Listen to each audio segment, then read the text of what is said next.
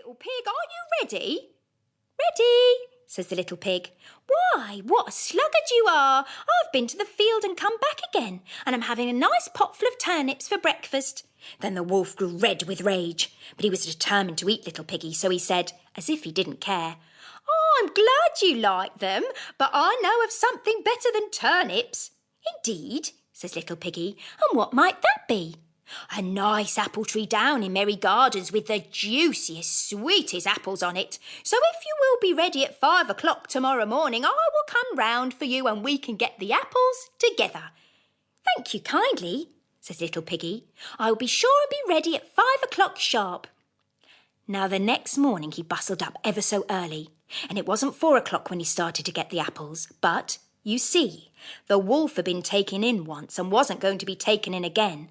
So he also started at 4 o'clock, and the little pig had just got his basket half full of apples when he saw the wolf coming down the road licking his lips. "Hello," says the wolf. "Here already? You are an early bird. Are the apples nice?" "Very nice," said little piggy. "I'll throw you down one to try." And he threw it so far that when the wolf had gone to pick it up, the little pig was able to jump down with his basket and run home. Well, the wolf was fair angry, but he went next day to the little piggy's house and called through the door as mild as milk.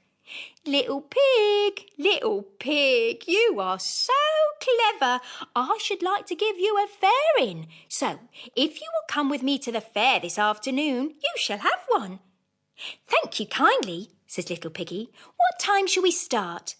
"At 3 o'clock sharp," said the wolf, "so be sure to be ready." "I'll be ready before 3, sniggered the little piggy. And he was. He started early in the morning and went to the fair, and he rode in a swing and enjoyed himself ever so much and bought himself a butter churn as a fairing and trotted away towards home long before 3 o'clock. But just as he got to the top of the hill, what should he see but the wolf coming up it, all panting and red with rage. Well, there was no place to hide in but the butter churn, so he crept into it and was just pulling down the cover when the churn started to roll down the hill, bumpety, bumpety, bump. Of course, Piggy, inside, began to squeal, and when the wolf heard the noise and saw the butter churn rolling down on top of him, bumpety, bumpety, bump, he was so frightened that he turned tail and ran away. But he was still determined to get the little pig for his dinner.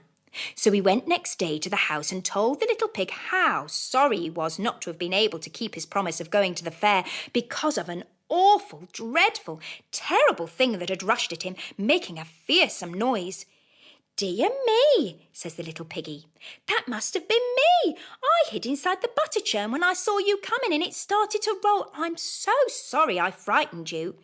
But this was too much. The wolf danced about with rage and swore he would come down the chimney and eat up the little pig for his supper. But while he was climbing onto the roof, the little pig made up a blazing fire and put on a big pot full of water to boil.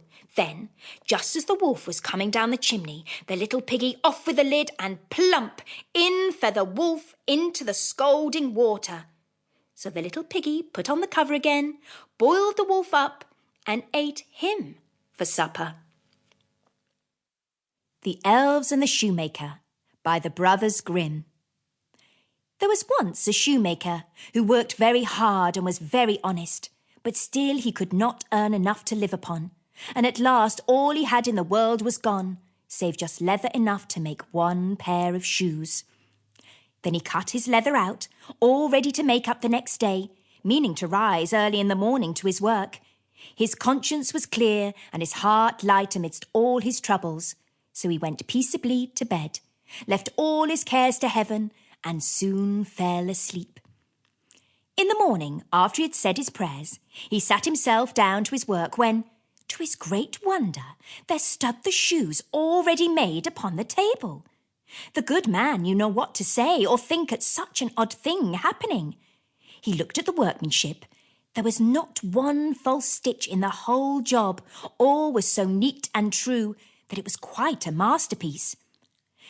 The same day a customer came in, and the shoes suited him so well that he willingly paid a price higher than usual for them, and the poor shoemaker with the money bought leather enough to make 2 more shoes.